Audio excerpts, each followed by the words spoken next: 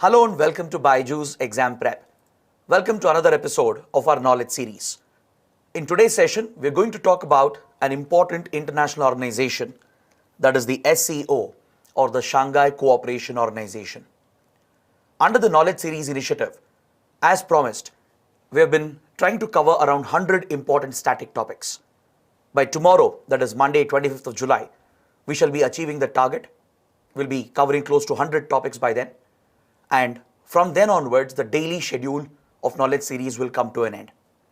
But don't worry, due to popular demand, we have decided to continue the knowledge series, but only on the weekends.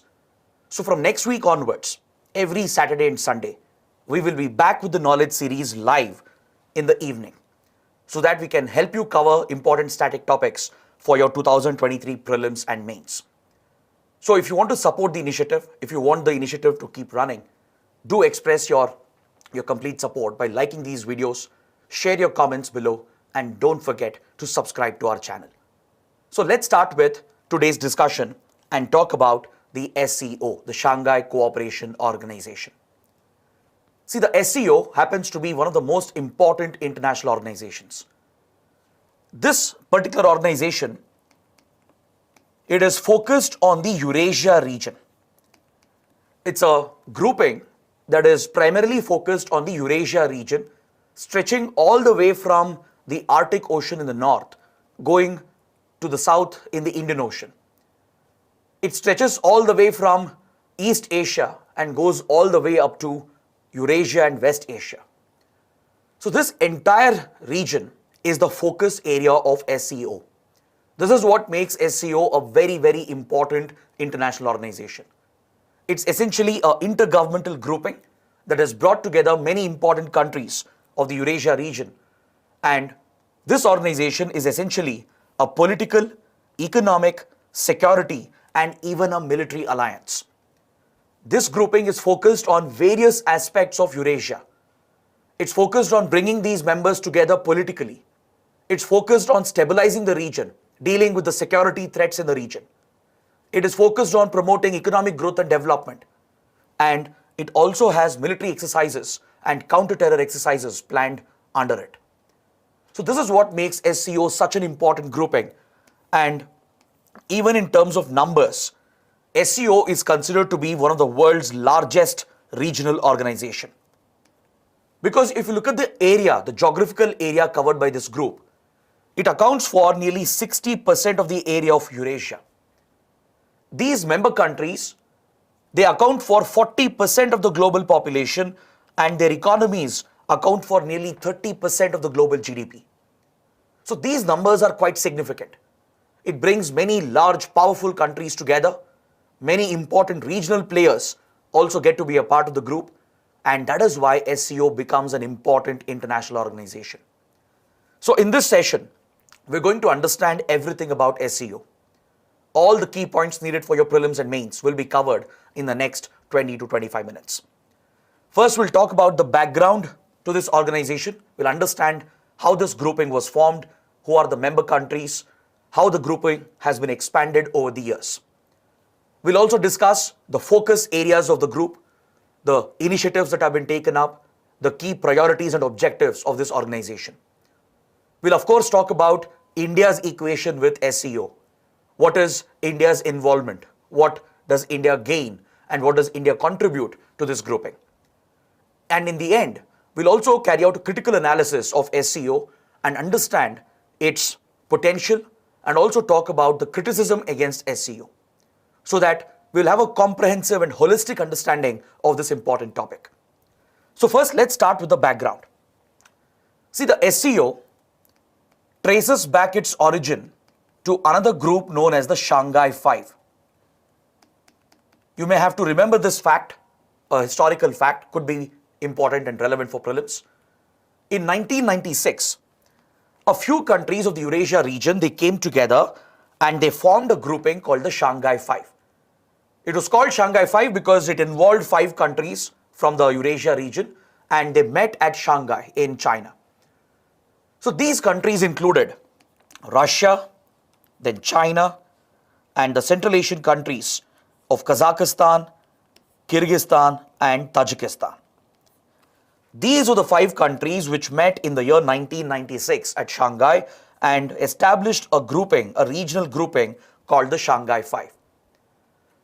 The focus of this grouping back then was to bring this region together, to stabilize the region politically, to deal with the security threats, and also to focus on economic cooperation. Back then, the initiative was primarily led by China. That's why China hosted the event, and also the group was named after the city where it was held. So that is how the Shanghai Five was born, with members including China, Kazakhstan, Kyrgyzstan, Russia, and Tajikistan. After a few years, in 2001, Uzbekistan was also brought under this group. In the year 2001, another meeting of the Shanghai Five countries took place. These countries realized that this arrangement has great potential. Because see, Central Asia and Eurasia region, they are very, very important geopolitically. From a geopolitical point of view, Central Asia, Eurasia region is critical. These countries, they are blessed with great resources. At the same time, they also deal with many challenges and threats. So it's very important to stabilize the region and to boost connectivity and growth. And it's a top priority for countries like China and Russia, which are the dominant players in this region. So that is why this grouping was envisioned, and in 2001 it was expanded by including Uzbekistan under it. And now it could no longer be the Shanghai Five because a 6th country, a 6th member had joined the organization. So now the group was renamed as SCO. This is how the SCO was born. With the addition of Uzbekistan in 2001, the Shanghai Five was transformed into the SCO, the Shanghai Cooperation Organization. Is that clear? The very next year, these countries would meet and work out the SCO Charter, which would become the legal document that would bind these countries and act as the constitution of this organization. So the SCO Charter was signed next year in 2002 and it came into force in 2003. So since then, these 6 countries were meeting regularly every year. They started collaborating in many important areas, which are the focus areas of the Central Asia-Eurasia region. It was a grouping that allowed China and Russia to dominate the region and also to counter any Western influence, particularly any American influence in this region. So very soon, the SCO became an important regional grouping. It acquired a lot of geopolitical significance, mainly because of the members who were part of it. The grouping, like I said, was led primarily by China, even by Russia. It included resource-rich countries of Central Asia. I hope you know that Central Asian countries are blessed with great resources, be it Kazakhstan, Kyrgyzstan, Tajikistan or Uzbekistan. They have tremendous resources. They have rare earth metals, they have uranium, they have fossil fuels including crude oil and natural gas. They have great hydropower potential. So essentially, Central Asian countries are blessed with resources and countries like China, Russia would like to access them. So to access the resources, you need good connectivity. You'll need better roads, better railway networks. You'll need oil and gas pipelines. So creating that infrastructure was also a priority. But Central Asia was hit by many security threats and challenges. So addressing these security threats and challenges was a priority for the group because otherwise the countries couldn't focus on economic growth and development. If they had to focus on connectivity, exploitation of the resources and growth, they had to first deal with the security threats. Because as you know, the Central Asia region shares boundaries with one of the most volatile regions in the world, that is the AF-Pak region. The Afghanistan-Pakistan belt, the border areas of Afghanistan-Pakistan. This region is considered to be the global hub of terrorism, with the presence of several terrorist outfits, many of which are sponsored by state agencies. This region, also referred to as the Golden Crescent, it also happens to be a hub of organized crime. It is a hub of drugs production, especially opium production and drug trafficking. It's a global hub for arms and weapons trafficking. this region is also a hub of money laundering as well. So with the presence of such organized criminal activities, the security situation in the AFPAC belt has been destabilized. So the presence of extremism, the presence of radicalism in this region, it obviously affected the Central Asia region as well. Since Central Asian countries are closely connected with Afghanistan and Pakistan, since they have a close cultural connection as well, the extremism, radicalism present here in the Golden Crescent region quickly spilled over into Central Asia as well. So first, it was a priority for SCO, especially for Russia and China, to deal with these security challenges. Without stabilizing the region, without dealing with the threats posed by terrorism, organized crime, etc., there was no way for them to focus on connectivity, infrastructure, and growth and development. So with this objective in mind, SCO countries started working together, and they even admitted many observer states. Many countries were brought in as observers, and you can clearly see in this map, in the previous map that we saw, that India, Iran, Pakistan, and even Mongolia, all the key countries of this region, stretching to South Asia as well, even these countries were brought on board as observer states. India was obviously very interested in being a part of the group because India also has important interests in Central Asia. India has great relations with Central Asian countries, and even we would like to access Central Asian resources. Plus, India is also deeply concerned about the threats posed by terrorism and organized crime in the AFPAC belt. India would like to be a part of any initiative that counters radicalism and terrorism in this region. So these important countries present in the neighborhood of Central Asia, that is Iran, Pakistan, India, and even Mongolia, they were brought in as observer states.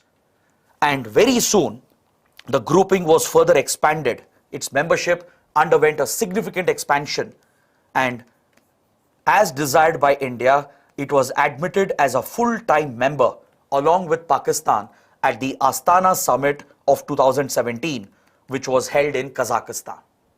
Please note down this point, very, very important. In 2017, India-Pakistan formally joined SCO as full-time members. Before this, India-Pakistan were only observer states. So their status got elevated to full-time membership, and they joined the grouping formally in 2017 at the Astana summit. So with this, SCO had 8 member states now. The membership expanded very quickly, and as you can see in the map over here, SCO's geographical extent spread very quickly, stretching all the way from the Arctic over here, coming all the way down here to the Indian Ocean. Essentially, it included the Eurasia belt, the Central Asia belt, then it also brought together few South Asian countries, and later it even brought together a few West Asian countries as well. And now it is focusing on Southeast Asia as well. So this expansion that SCO has seen in its composition is what makes this grouping so very important. It stretches all the way from the Arctic to the Indian Ocean, and from East Asia here to West Asia and Eurasia.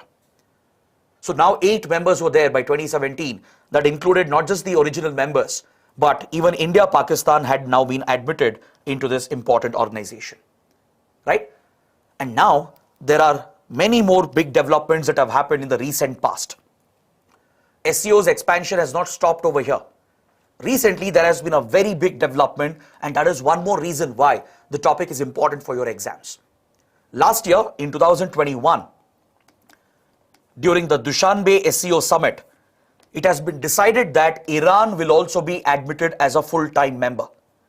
Iran is all set to become the 9th member of SCO.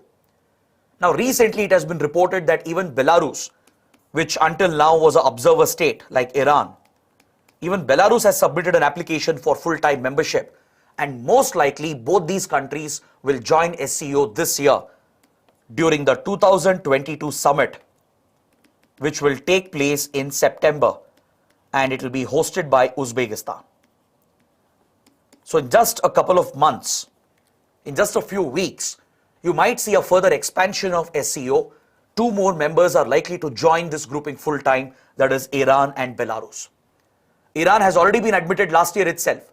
the member countries, all the 8 countries have agreed that Iran should join as a full-time member. So only the formal joining process is pending, and this is most likely to be completed at the upcoming Uzbekistan summit, which will be held at Samarkand in Uzbekistan. So once Iran joins formally, the membership of SCO will go up to 9 countries.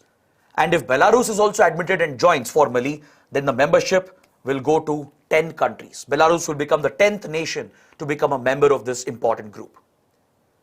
So it is this expansion of SCO which further gives importance to this organization. Now let me give you the complete picture regarding the composition of this group. There are 8 member states as of today. As we speak, there are only 8 member states, right?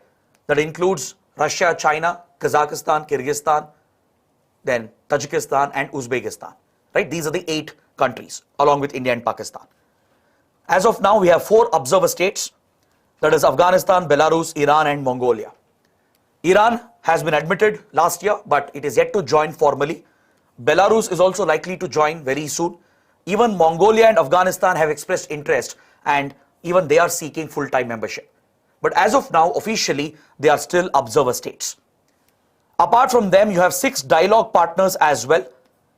It brings countries from across the region, including Armenia, Azerbaijan, Cambodia from Southeast Asia, Nepal and Sri Lanka from South Asia, and even Turkey, which is a major player in West Asia. So all these countries are dialogue partners. Even they are looking to elevate their status. And last year, there was another big development. During the last year's Dushanbe summit, many more countries from West Asia have been admitted as dialogue partners. Please note down this point as well. Very, very important for prelims. Saudi Arabia, Egypt and Qatar, key Arab powers, key Arab states, very important powers from West Asia have been admitted as dialogue partners, thereby increasing the significance of SCO. There are plans to bring even more dialogue partners, observer states and members. Apparently, even Myanmar, Indonesia, and many other countries have expressed interest to be a part of this grouping. So that is why SCO has this great potential to become one of the most dominant, prominent international organizations. If you look at the SCO charter, if you look at the legal document that led to the founding of this group, you can notice the goals that have been laid out for this organization. The goals of the SCO include strengthening mutual trust and neighborliness amongst the member states. That is to build friendly relations amongst the member countries. Then to promote effective cooperation in key identified areas like political relations, trade and economic relations, research, innovation and technology. It also focuses on soft power initiatives such as cultural relations and people-to-people relations, and also gives priority for education, energy security, transport and connectivity, tourism, environment protection, etc. These are some of the priority areas for SCO. And like I said, these initiatives will not succeed unless and until the Central Asia-Eurasia region is stabilized, unless and until the security threats are dealt with. So that is why SCO gives a lot of prominence for maintaining peace and stability and to deal with the security issues of the region. So that's why SCO is not just an economic grouping or a political grouping. It's much more than that. It's a strategic alliance, a military alliance of sorts that focuses on important security issues of the region as well. So this group is also focused on establishing a democratic, fair and rational international world order. The idea is born out of the desire of Russia and China to counter the West, to counter the Western countries and their influence. So Russia, China would like to take up this leadership role through the SCO to provide a new meaning, a new definition to the international world order. So that is why SCO is so important. And now you can easily understand what are the focus areas of this group. Like I said, the group is focused on regional stability and security. It's focused on dealing with all the security issues. Because see, many countries in Central Asia, they have often faced political instability. Even recently, just a few months back, Kazakhstan and Kyrgyzstan have seen a lot of internal issues and challenges. So politically, the region happens to be a little volatile. So that is something the grouping would like to address, to bring political stability to the region. Then to tackle the security threats, the group has given utmost priority to counter terrorism and to tackle organized crime. Like I said, the focus is on the AFPAC region, which has become the hub of global terrorism. The focus is on countering drugs trafficking and arms trafficking, because these types of organized crime, they have directly enabled terrorism all along the Afghanistan-Pakistan belt. It's looking towards countering radicalism and extremism, which is spilling over from Afghanistan and Pakistan into Central Asia. This is also a factor that leads to the destabilization of Central Asia. For example, look at what happened last year. Last year in Afghanistan, the Taliban captured power again in the country. Right? I'm sure all of you are familiar with this development.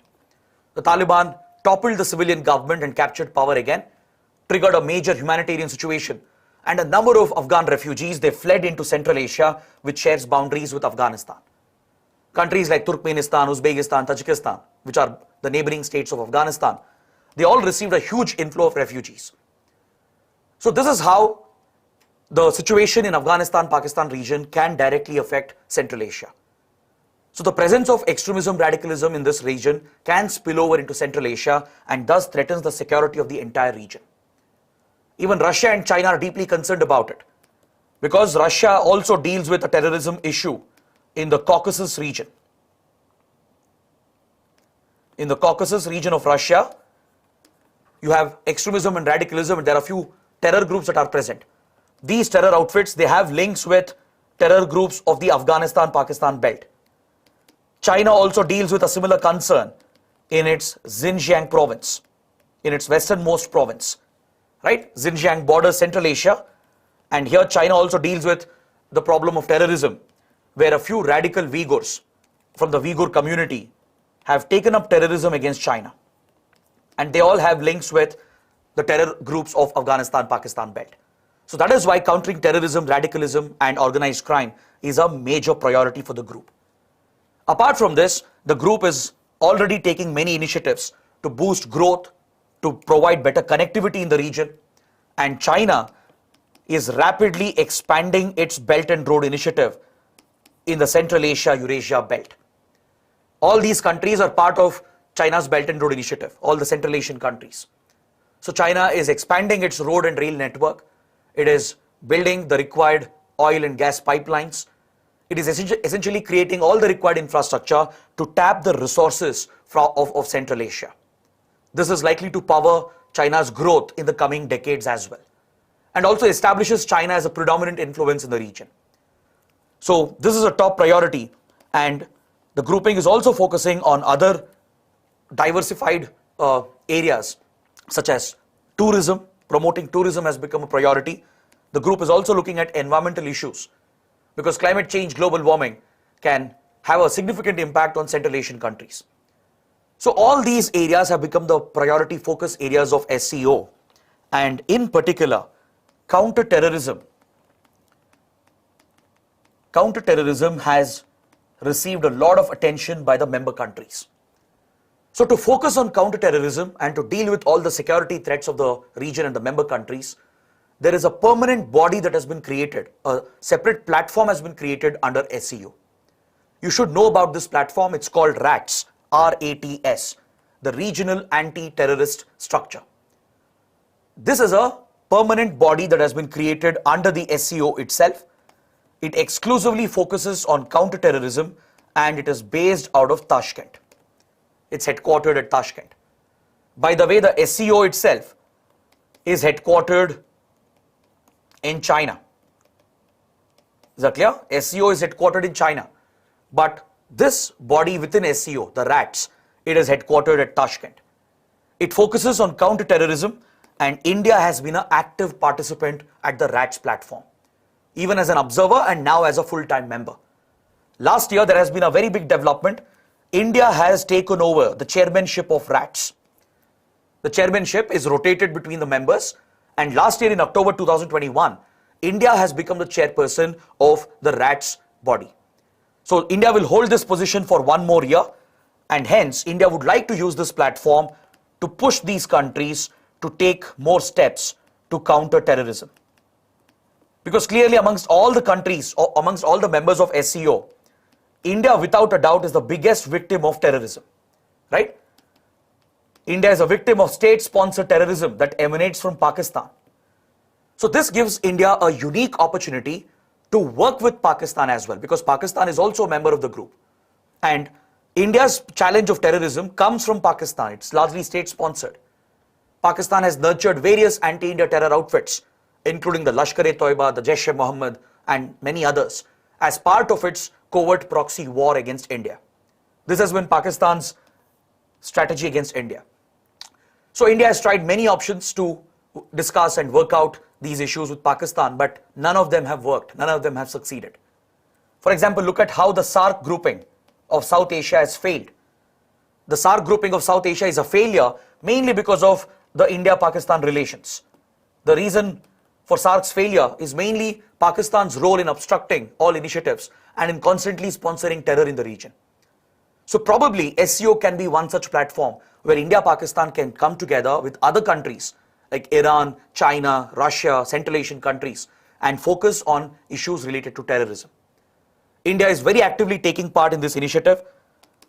Through the RATS platform, the member countries, they also share intelligence with each other. There is intelligence sharing as well.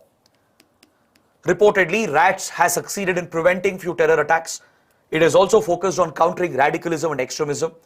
And under SCO, there is even a military exercise that is held regularly, and India is an active participant.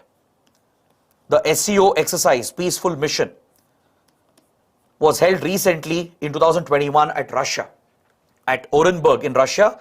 The latest edition of SCO's military exercise was held, and India also took part in the military exercise. This is quite unique for India because this is the only military exercise where we are taking part with Pakistan as well.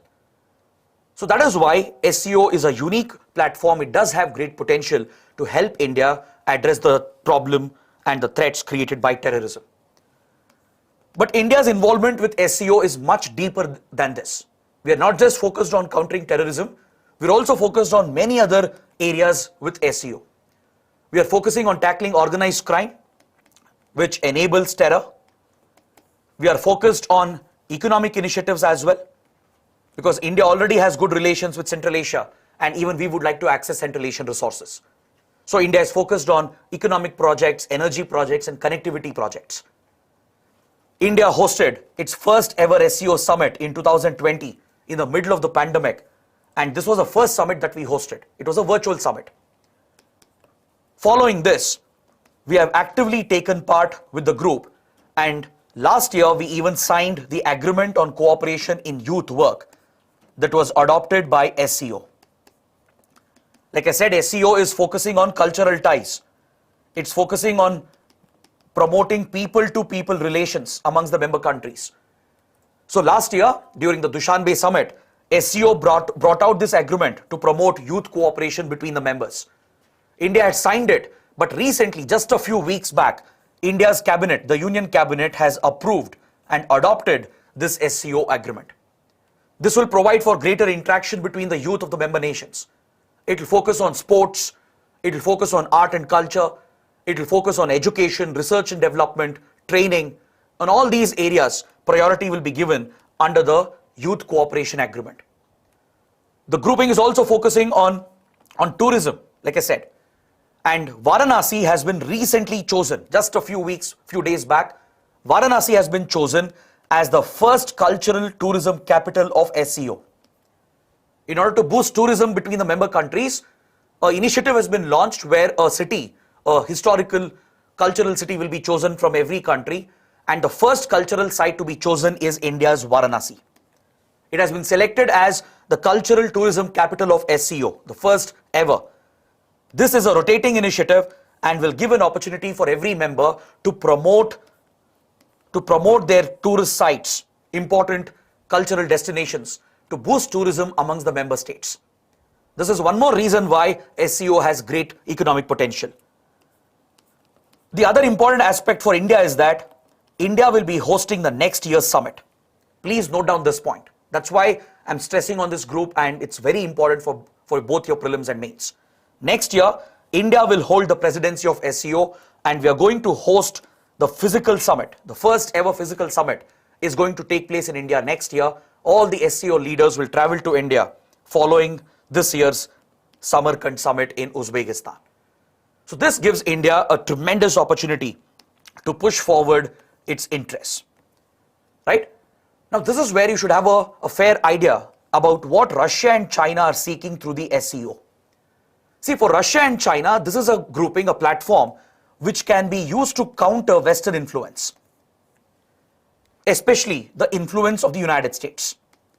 I'm sure you know what kind of relations exist between US and Russia and US and China, right? They have a Cold War going on. They have an active conflict that goes on between them, an indirect conflict where these countries are competing for geopolitical dominance around the world. US and China are involved in a global Cold War. US and Russia are involved in a Cold War of sorts, especially in Europe, Eurasia region. So Russia, China would like to counter the American influence, the Western influence in general, and also to counter NATO's expansion, right? We previously had a session on NATO at the very beginning of Knowledge Series. There I had explained how the expansion of NATO is seen as a threat by Russia and even by China, right? So to counter the expansion of NATO, to counter the influence of US and Western countries, Russia, China are looking to use SCO as the platform. So this is where a challenge arises for India. It could be an opportunity as well, but at the same time, it creates a conflict for India. Because on one hand, we are very closely aligned with US. We are part of the grouping known as the quadrilateral as well, right? The Quad is mainly aimed at stabilizing the Indo-Pacific, which essentially means countering China in the Indo-Pacific. Parallelly, we are working with Russia and China, and we are part of SCO as well. So some experts argue that this is the beauty of Indian foreign policy. Since India follows an independent foreign policy, since we have the principle of strategic autonomy, it allows India to work with both the sides. It allows India to keep away the personal rivalries between these countries and take the best from both the sides. So it gives India the opportunity to work with US and Quad while parallelly working with Russia, China and SCO as well. In fact, Russia, India, China, they even have a trilateral summit, a separate trilateral summit as well. But critics point out that this is the irony with India's foreign policy. India tries to place its foot in all the baskets without achieving any concrete results, because it leads to very tough questions from both the sides. If India gets closer to SCO, gets more closely involved with SCO, US and Western countries are likely to question India's intentions. The same would happen the other way around, right? If India is closer to US and Quad, Russia and China wouldn't trust India anymore. So that creates a complication for Indian foreign policy, and that is why many experts say that SCO as a group has a lot of challenges ahead. This is the criticism about SCO. The criticism is that there are a lot of internal divisions, divergence between the members. For example, there's a lot of divergence between India and Pakistan. That goes without explaining, right? We have a hostile relationship with Pakistan. We have a very difficult relationship going on with China, with an active border dispute and a military standoff that's going on. Our ties with Iran has also been compromised because of the American sanctions on Iran, right? Even Russia doesn't trust China entirely as well. Russia has its own reservations about China. So some Central Asian countries also have divisions. For example, the fifth Central Asian country, Turkmenistan, is not part of the group, not a member. Why? Because Turkmenistan has adopted a neutral foreign policy. It has committed that it will be neutral in every situation. It will never join any political or military alliance. So Turkmenistan, because of its neutrality, hasn't joined SCO at all. The other countries also have some ideological divisions between them. So these internal divisions, they make the grouping weaker, and as a result, it is seen to be ineffective in stabilizing the region. For example, when the crisis broke out in Afghanistan, when Taliban was making a resurgence, SCO failed to prevent the situation from turning bad. It failed to stabilize the situation in Afghanistan. Until then, it was believed, until 2019, it was strongly believed that SCO has great potential to stabilize Afghanistan. But despite its potential, it couldn't play a key role when Taliban took over the country last year. So on this note, I would like to bring my discussion to an end. We have covered both sides of the argument with regard to SCO. We have understood the potential of the group, why is it significant. At the same time, we have even spoken about the criticism against SCO. So now, as we end the session, let me take a few questions as well. The first question, sir, why despite being the member of SCO, India's involvement with Central Asia region is less? What are the hurdles? See, India has very good ties with Central Asia. But despite our good relations, despite being part of SCO, our engagement with Central Asia is very less. You have correctly pointed it out, because of lack of connectivity. If you open a map of the region and look at the geography, you will see that India doesn't have direct borders with Central Asia, right? We are supposed to share a direct border with Afghanistan, a short border with Afghanistan, but in reality the border doesn't exist, as Pakistan has illegally occupied this Indian territory, that is Pakistan occupied Kashmir. So without having access to Afghanistan, there is no way India can access Central Asia. And the only land route we can think of is via Pakistan. But Pakistan would never give us the transit access, and Pakistan can never be trusted with such connectivity with Central Asian countries. That is why India was parallelly working with Iran on the Chabahar port, so that through the sea route we can access Iran, and from Iran we can access Afghanistan and Central Asia. So lack of connectivity is the biggest hurdle for India in engaging more closely with Central Asian countries. Next, Ashfaq is asking, sir, what's the strategic significance of SCO for India? As I explained, the grouping is very important for us. It is strategically important for India to counter terrorism in the Afghanistan-Pakistan belt. It is vital for India to promote its economic ties and investments in Central Asia. It will bring India closer to Russia and possibly with China as well, and maybe even provide a platform where India, Pakistan and India, China can resolve some of their pending issues. So that is why SCO is strategically important. Next, Ashutosh Kumar is asking why Turkmenistan is not a member or an observer of SCO. Like I said, Turkmenistan has a policy of neutrality. There are few countries which adopt a neutral position, like Switzerland, right? So they don't take sides in any conflict. And Turkmenistan in particular, it has committed to the United Nations that it will remain neutral all the time. So it doesn't join any organization or grouping which has a political or a military or a security character.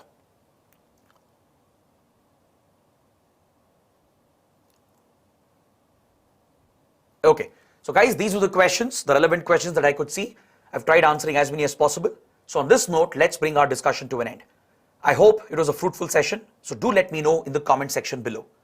Like I said, tomorrow, the 25th of July, we'll be wrapping up the daily schedule of the knowledge series. But after that, don't worry, we will continue the knowledge series initiative, provided if you support us with your likes and comments. So every weekend, we will bring back the knowledge series live in the evening, but tomorrow would be the last for the daily schedule. So that is it for now. Thanks for watching. Have a good day.